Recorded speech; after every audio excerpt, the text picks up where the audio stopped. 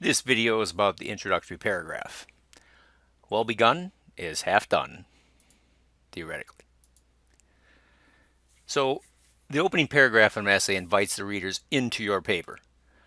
It often has a hook that makes the reader want to read more. It contains the thesis statement. The thesis statement is a statement that establishes the central purpose of the essay. In other words, a thesis statement tells the reader what the essay will be about. It's important to note the thesis should be a statement. It should never be a question. Ultimately, the introductory paragraph sets the stage for audience and purpose considerations. Is this difficult?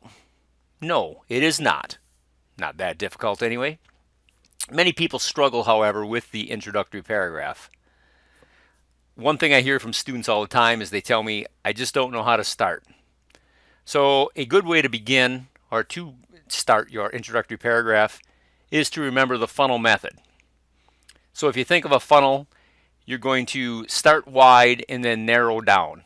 So you want to start with a general statement, and then you want to get more specific.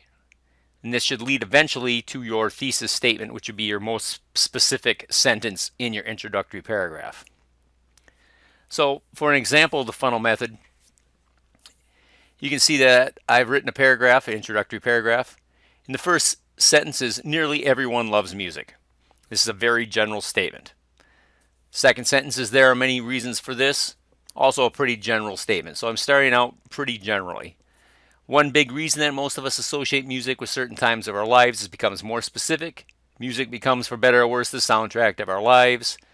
When we hear a song, we hearken back to days that we see as being much more different than our current life.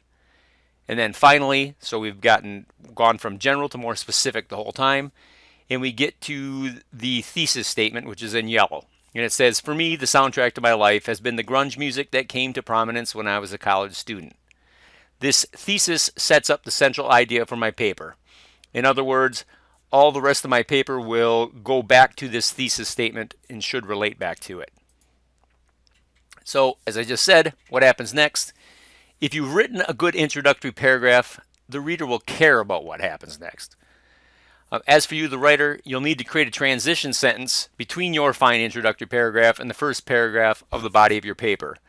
In other words, you need to link the introductory paragraph to the first body paragraph. Hopefully, the reader will care about what happens next. As for me and your paper, I can't wait to see what happens.